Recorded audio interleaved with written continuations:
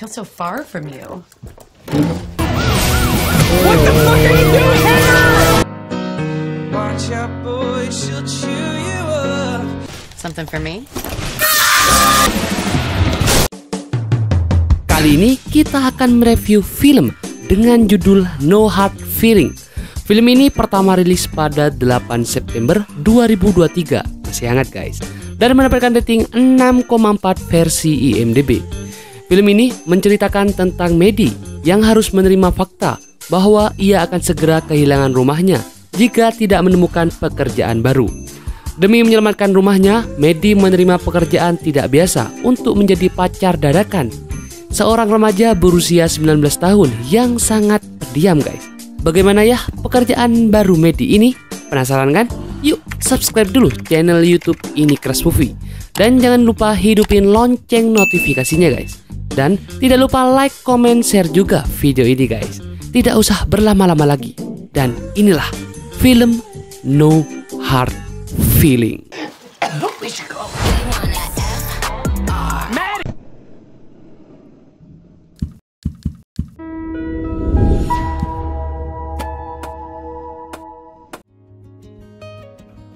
Di pagi hari yang cerah, terdapat mobil penggerek yang sedang mendatangi sebuah rumah.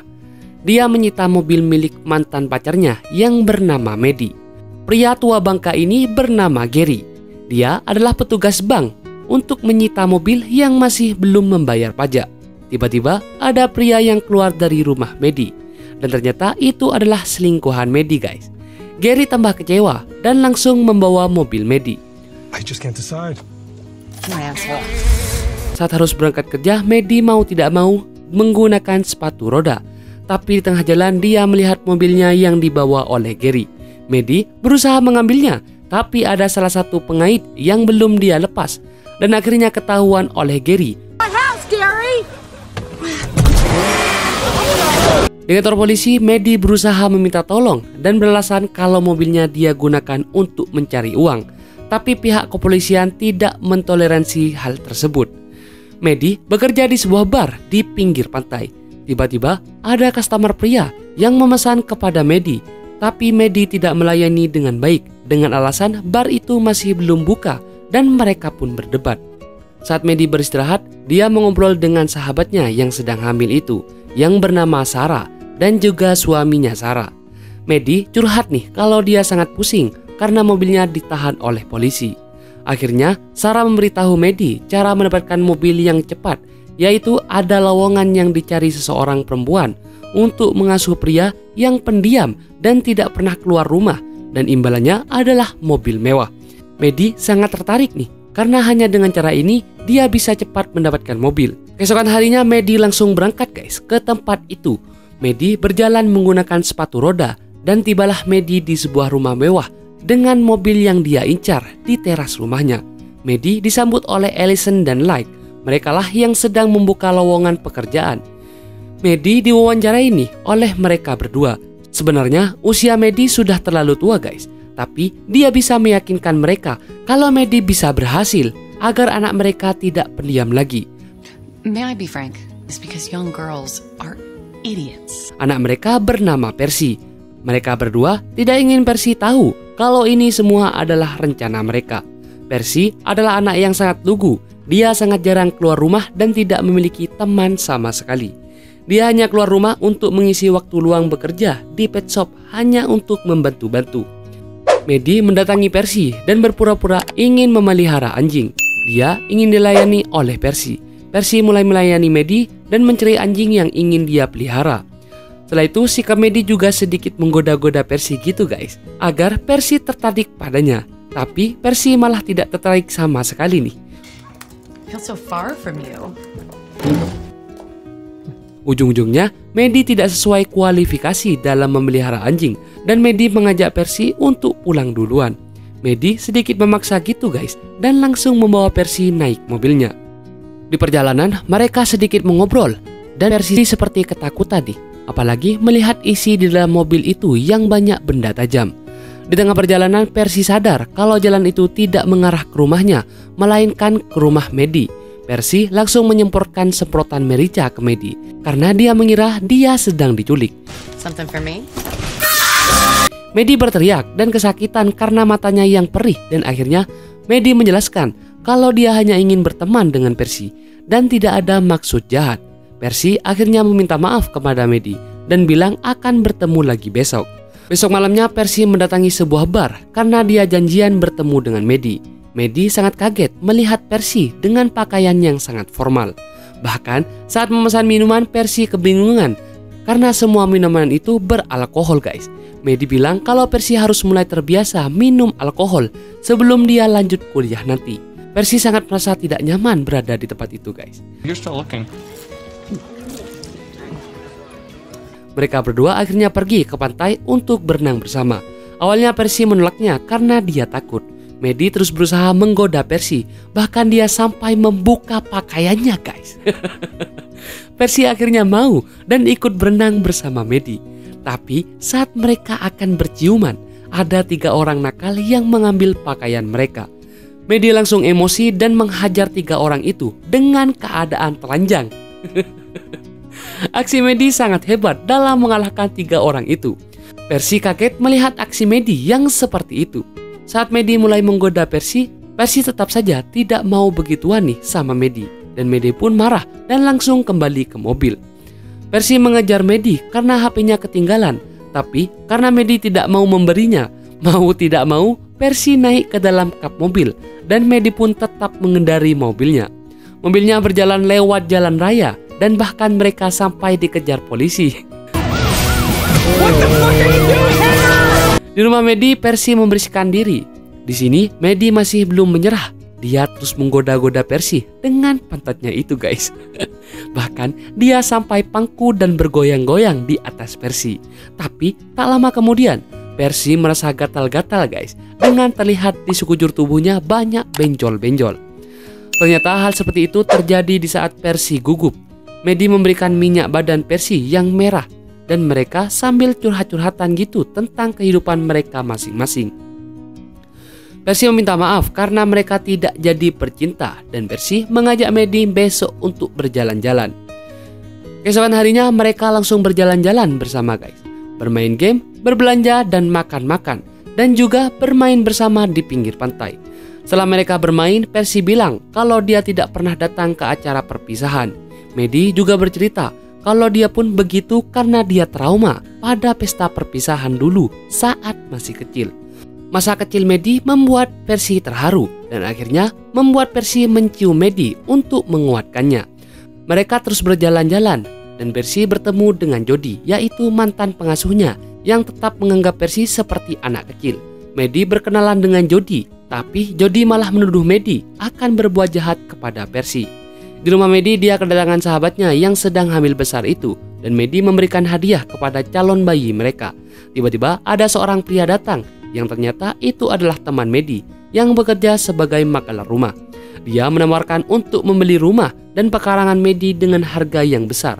Tapi Medi langsung menolaknya karena itu adalah rumah satu-satunya peninggalan ibunya. Medi dan Percy kini bersiap-siap untuk dinner guys. Percy menjemput Medi di rumahnya dan membawa mobil pribadi beserta sopirnya.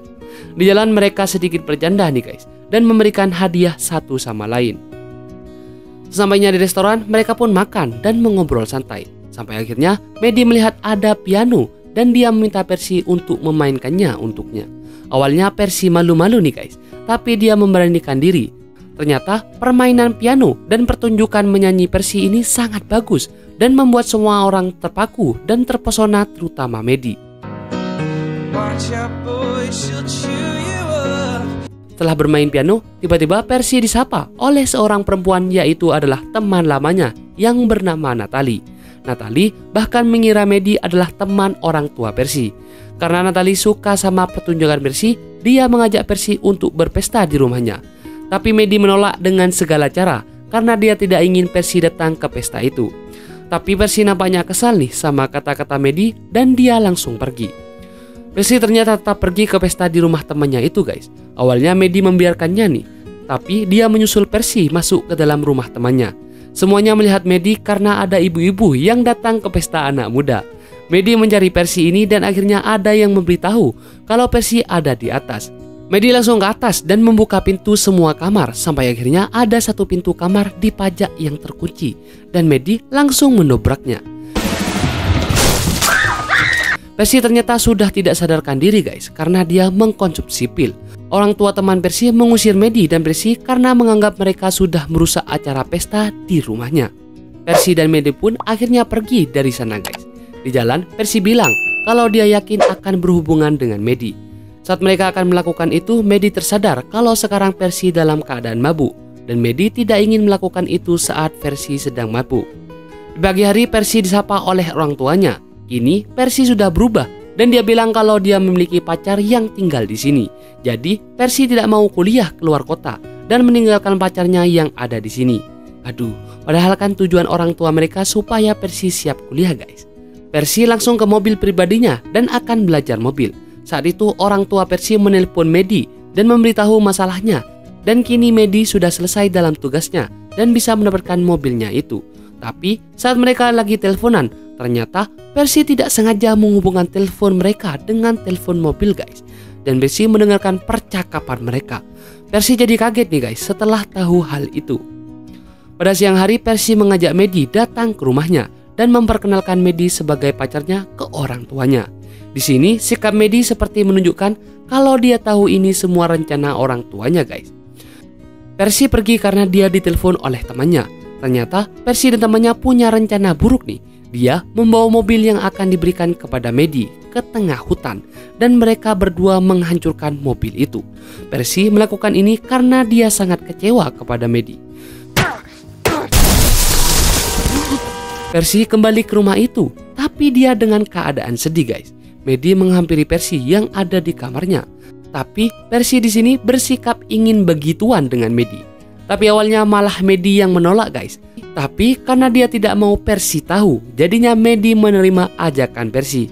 Tapi saat mereka baru mau begituan, Percy malah kesakitan dan mengurungkan niatnya. Percy bilang kalau kini dia sudah tahu semuanya. Dan dia juga tahu kalau ini semua adalah rencana orang tuanya. Entah kenapa setelah itu Medi jadi sedih guys dan berasa kehilangan. Percy benar-benar marah kepada orang tuanya karena kenapa mereka selalu mengandalkan uang untuk apapun yang mereka mau. Padahal Percy ingin dia tumbuh dewasa dengan mandiri. Kehidupan Percy kini kembali seperti semula. Dia jadi tidak suka keluar kamar dan sering menyendiri. Sedangkan Medi kini juga melanjutkan hidupnya dengan rasa bersalahnya. Sarah dan suaminya pergi ke rumah Medi dan mengabarkan kalau mereka berdua akan pindah setelah melahirkan. Karena mereka mau tidak mau harus pindah daripada terus tinggal di rumah orang tua suaminya. Malamnya, Medi dan seorang pria lagi bertukar jigong nih guys. Dan mereka akan melakukan hubungan. Tapi pria ini malah melakukan hal aneh guys dan membuat Medi ilfil. Dan Medi pun menyuruh pria ini meninggalkan rumahnya. Di pagi hari, Medi mulai memberanikan diri membaca surat dari ayahnya itu. Dan dia memberanikan diri untuk menjual rumahnya itu. Medi pergi ke pet shop tempat Percy bekerja, tapi Percy sudah tidak bekerja lagi nih di sana. Medi mencari Percy ke rumahnya, tapi ternyata Percy sedang berpesta di rumah temannya. Medi terus mencari Percy ke rumah temannya, tapi Percy berusaha menghindar dari Medi.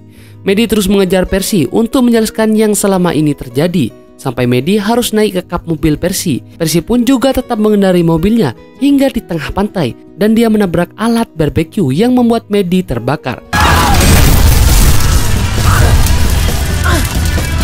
Mereka pun panik dan Percy mengendari mobilnya sampai ke lautan. Percy panik karena dia baru saja mempunyai SIM dan belajar mobil guys. Percy langsung turun dan mencari Medi. Di sini Medi akhirnya meminta maaf kepada Percy dan Percy hanya bisa menangis dengan apa yang terjadi selama ini. Medi dan Percy pun mengobrol tentang hubungan mereka yang selama ini Medi tidak berbohong soal perasaannya. Keesokan harinya Medi mengundang Sarah dan suaminya ke rumahnya. Ternyata Medi menjual rumah itu kepada suami Sarah agar mereka tidak jadi pindah. Di rumahnya, Percy kini bersiap-siap untuk pergi kuliah. Tapi kini dia sudah menjadi anak yang dewasa dan mandiri. Ternyata di teras rumahnya Percy sudah dijemput oleh Medi yang siap mengantarkan Percy untuk kuliah. Yang awalnya settingan dari orang tua Percy, akhirnya mereka terus bersama dan menjalin hubungan yang serius. Oke, kalau begitu sekian dulu review film kali ini. Sebelum Mimin closing, alangkah baiknya kalian klik tombol subscribe dan jangan lupa hidupin lonceng notifikasinya guys, supaya channel ini Crash Movie semakin berkembang. Akhir kata, Mimin ucapkan terima kasih. See you!